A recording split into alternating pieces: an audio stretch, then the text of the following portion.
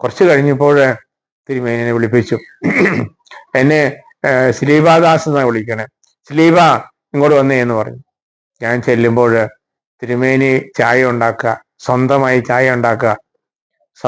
ചായ ഉണ്ടാക്കി, കട്ടൻ ചായയാണ് തിരുമേനി തന്നെ ഉണ്ടാക്കി ഒരു ഗ്ലാസ് ചായ എനിക്ക് തന്നു. എനിക്ക് തിന്നാനും എന്തോ തന്നു. സ്ലീബ അത് കുടിക്കുമെന്ന് പറഞ്ഞു. സ്ലീബാദാസ് എന്ന് അർത്ഥത്തിൽ സ്ലീബ എന്ന് എന്നെ ചുരുക്കത്തിൽ വിളിക്കുന്നത്. സ്ലീബ അത് കുടിക്ക് എന്ന് പറഞ്ഞു. കുടിച്ചു കഴിഞ്ഞിട്ട് പറഞ്ഞു, സ്ലീബ ആ മേശപ്പുറത്ത് വെച്ച താക്കോലം എടുത്ത് അത് എടുത്തോണ്ട് പോ എന്ന് പറഞ്ഞു. എനിക്ക് സങ്കടം തോന്നി. ഞാൻ കരഞ്ഞുകൊണ്ട് ആ താക്കോലെടുത്ത് പിന്നീട് എൻ്റെ മുറിയിലേക്ക് പോയി. അങ്ങനെ ആശ്വസിപ്പിച്ചു തിരുമേനി. സ്ലീബ ഒന്നിനെ കുറിച്ച് വിഷമിക്കരുത്, ധൈര്യമായിട്ട് ഇവിടെ പണിയെല്ലാം നടത്താൻ പറഞ്ഞ് അങ്ങനെ ഒരു സംഭവം ഉണ്ടായ കാര്യം ഇന്ന് ഞാൻ ഓർക്കുകയാണ്. അപ്പൊ അങ്ങനെ ആ ആശുപത്രി സുന്ദരമായി. ഇന്ന് ആശുപത്രി ഇല്ല, പിന്നീട് അത് നിർത്തി. അങ്ങനെ എൻ്റെ ഒരു സന്തോഷകരമായ ഒരു കാലഘട്ടമായിരുന്നു അന്ന്. തിരുമേനി എന്നെ കൂട്ടി അരമനയിലേക്ക് കൊണ്ടുപോയി. അരമനയിലേക്ക് ഒരു മുറി താമസിക്കാനായിട്ട് തന്നു. തിരുമേനിയോടൊപ്പം എനിക്ക് ഭക്ഷണം കഴിക്കാം, സുന്ദരമായ ഭക്ഷണം. ഞാൻ അതുവരെയും കഴിക്കാത്ത ഭക്ഷണമായിരുന്നു തിരുമേനിയുടെ ഒപ്പം ഇരുന്ന് കഴിക്കുന്നത്. ഏത് ഗസ്റ്റ് വന്നാലും ഒപ്പം ഇരുന്ന് എന്നെ ഇരുത്തി ഭക്ഷണം തരും. പിന്നീട് എനിക്ക് അരമനയുടെ എല്ലാ കാര്യങ്ങളും നോക്കേണ്ട ചുമതല എന്നെ ഏൽപ്പിക്കുകയാണ് ചെയ്തത്. അത്രയ്ക്കും വിശ്വസ്തനായി അവിടെ ഞാൻ സ്ലീബാദാസനായിട്ട് താമസിക്കുന്ന അവസരത്തിൽ പലപ്പോഴും ഞങ്ങളെ ഒരുമിച്ച് തിരുമേനി കിടക്കുന്നത് എപ്പോഴും പ്രമാണം തയ്യാറായില്ലായിരിക്കും. പ്രമാണം തയ്യാറായിലേക്ക് എന്നെയും കൂട്ടി കൊണ്ടുപോകും രാത്രി കിടക്കാൻ വേണ്ടിയിട്ട്. അവിടെ എനിക്ക് ഒരു മുറി തന്നു കിടക്കാൻ വേണ്ടിയിട്ട്. ഒരിക്കൽ തിരുമേനി വിളിച്ചിട്ട് പറഞ്ഞു, സ്ലീബായെ എനിക്ക് അച്ഛനാക്കിക്കൊള്ളാൻ ആഗ്രഹമുണ്ട്, ഷമ്മാസിനാക്കുന്ന ആഗ്രഹമുണ്ട്, അതുകൊണ്ട് സുറിയാനി പഠിച്ചോ എന്ന് പറഞ്ഞ് എന്നെ സുറിയാനി പഠിക്കാൻ വേണ്ടി നിയോഗിച്ചു. അവിടെ ഒരു ജോസഫ് സാർ എന്ന് പറഞ്ഞ ഒരാളുണ്ടായിരുന്നു. ആ ജോസഫ് സാറിന് നന്നായിട്ട് സുറിയാനി അറിയാം. അദ്ദേഹം എന്നെ സുറിയാനി പഠിപ്പിച്ചു, സുറിയാനി ഗീതങ്ങൾ പഠിപ്പിച്ചു, പ്രാർത്ഥന പഠിപ്പിച്ചു. അങ്ങനെ അദ്ദേഹത്തിൽ നിന്നാണ് എനിക്ക് വൈദികനാകാനുള്ള കുറെ കാര്യങ്ങൾ എന്നെ പഠിപ്പിച്ചത്. ആ കാലഘട്ടത്തിലാണ് ഈ സഭയുടെ വഴക്കും ഉണ്ടാകുന്നത്. വളരെ പ്രയാസമേറിയ വഴക്കുകൾ. രാത്രി കാലങ്ങളിൽ പല ആളുകളും വന്ന് തിരുമേനിയെ നിർബന്ധിക്കും. തിരുമേനി ഇങ്ങനെ പോയാൽ പോരാ, പത്രികീസ് ബാവയെ നമുക്ക് അംഗീകരിച്ചേ പറ്റൂ. പത്രികീസ് ബാവയുടെ ആഗ്രഹം എന്താണോ മലങ്കര സഭയിൽ ചെയ്യേണ്ടത് അതൊക്കെ നമുക്ക് ചെയ്യണമെന്ന് പറഞ്ഞ് അവരെ നിർബന്ധിക്കുന്ന ഒരു സമയം കൂടി ഉണ്ടായിരുന്നു. പലപ്പോഴും രാത്രിയിലാണ് ഈ ആളുകളൊക്കെ വന്നുകൊണ്ടിരുന്നത്.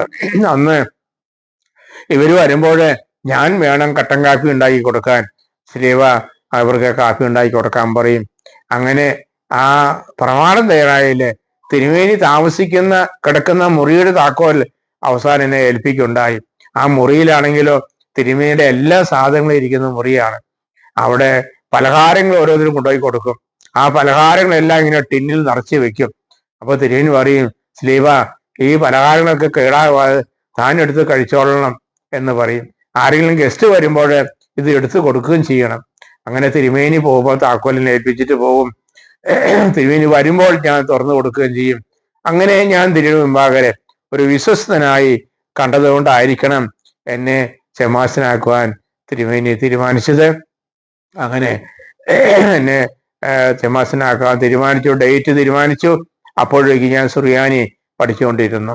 അങ്ങനെ ഓഗസ്റ്റ് മാസം 16-ാം തീയതി ആണ് ഞാൻ മൂവാറ്റുപുഴ അരമന വെച്ച് എന്നായി ആദ്യത്തെ പട്ടമേൽക്കുന്നത്, കോറോയ പട്ടമേൽക്കുന്നത്.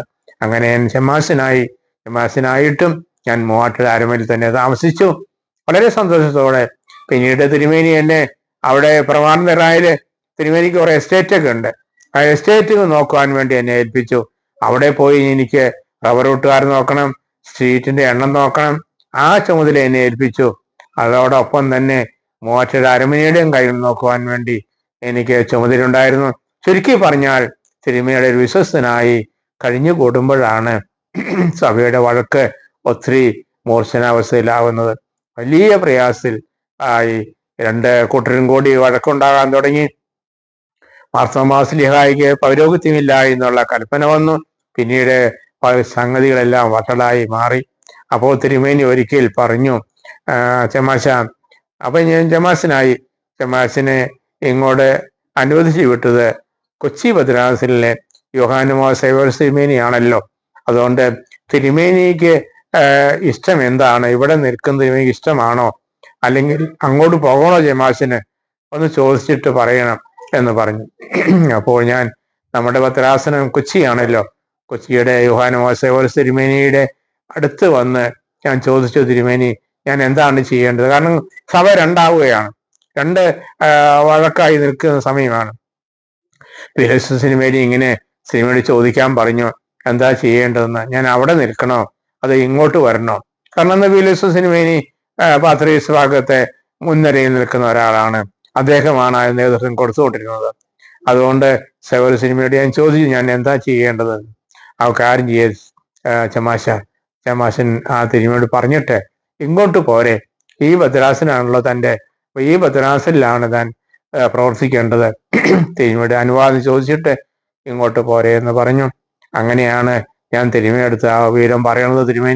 സേവർ തിരുമേനി അങ്ങോട്ട് ചെല്ലാൻ പറഞ്ഞിട്ടുണ്ട്, ഞാൻ അങ്ങോട്ട് പോയിക്കോട്ടെ എന്ന് ചോദിച്ചപ്പോൾ സന്തോഷത്തോടെ തിരുമേനി പറഞ്ഞു താൻ പോയി നന്നായി വാ, നല്ലൊരു വൈദികനായി അവിടെ പ്രവർത്തിക്ക് എന്ന് പറഞ്ഞ് അങ്ങനെയാണ് ഞാൻ മൂവാറ്റുപുഴയിൽ നിന്നും കൊരട്ടിയിലേക്ക് വരുന്നത്. കൊരട്ടിയിൽ വന്ന് അവിടെയും കുറെ നാളുകൾ താമസിച്ചു. അങ്ങനെ 2 പ്രാവശ്യമായിട്ട് കൊറോയ പട്ടം കഴിഞ്ഞ് അടുത്ത ചമാശൻ പൂർണ്ണ ചമാശനാകുകയും പൂർണ്ണ ചമാശ് പട്ടം കുറച്ച് നാളുകൾ കഴിഞ്ഞതിന് ശേഷം ഒരു വൈദികനായി യോഹാനുമോ സേവർ സിനിമയുടെ കൈവയ്പോടുകൂടി ഒരു വൈദികനായി തീരുകയും ചെയ്തു. അങ്ങനെ വൈദികനായിട്ട് ഞാൻ ഇവിടെ പ്രവർത്തിക്കാൻ തുടങ്ങി. എന്നിരുന്നാലും എൻ്റെ മനസ്സ് മുഴുവനും മൂവാറ്റുപുഴ അരുമയിലായിരുന്നു. ആ തിരുമയുടെ സ്നേഹം, ആ തിരുമയുടെ കരുതല് അതൊരിക്കലും മറക്കാൻ പറ്റുകയില്ല. കാരണം അത്രത്തോളം എന്നെ സ്നേഹിച്ചിരുന്നു. അവിടുത്തെ ഒരു ഏത് ഗസ്റ്റ് വന്നാലും ഒരുമിച്ചിരുന്ന് ഭക്ഷണം കഴിക്കുന്ന ഒരു പതിവായിരുന്നു തിരുമേണ്ടത്. തിരുമേനി എനിക്ക് തരുന്ന ആ സ്നേഹം ഒരിക്കലും മറക്കാൻ ഒക്കുകയില്ല.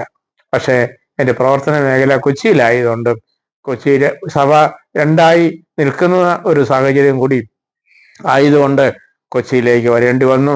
ഇവിടെ വന്ന് ഒരു വൈദികനായി തീർന്നപ്പോൾ ആദ്യമായിട്ട് എന്നെ അയച്ചത് കുന്നംകുളത്തേക്കാണ്. കുന്നംകുളത്തുള്ള അന്ന് കുന്നംകുളവും കൊച്ചിയും ഒരു ഭദ്രാസനമായിരുന്നു. അപ്പോൾ കുന്നംകുളത്തുള്ള പഴഞ്ഞി പള്ളി കീഴിലുള്ള പെരുന്തുരുത്തി പള്ളിയില് 2 ആഴ്ച, ആർത്താറ്റ് പള്ളി കീഴിലുള്ള അക്കിക്കാവ് പള്ളിയില് 2 ആഴ്ച, അങ്ങനെ 4 ആഴ്ചകളും അന്ന് ഞാൻ പാലക്കാടാണ് താമസിച്ചുകൊണ്ടിരുന്നത്. പാലക്കാട് നിന്ന് പോയിക്കൊണ്ടിരുന്നു, നടത്തി പോന്നു. അതിന്